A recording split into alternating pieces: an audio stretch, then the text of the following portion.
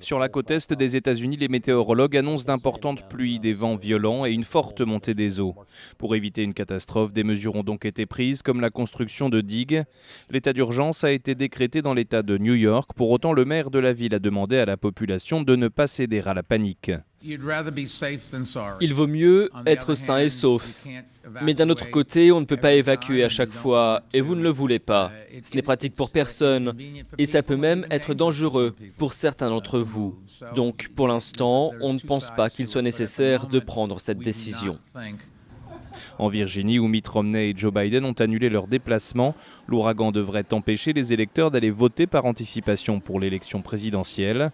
Autour de Washington, où les chutes d'arbres et les coupures de courant sont nombreuses, les équipes sur le terrain ont été renforcées. Mais il est difficile de prévoir précisément quelles zones seront touchées, l'ouragan étant inhabituellement étendu. Plus de 45 000 soldats sont donc prêts à intervenir dans 7 États du pays. Après avoir causé des dizaines de morts dans les Caraïbes et aux Bahamas, Sandy pourrait entraîner des dégâts pour plus d'1 milliard de dollars aux États-Unis.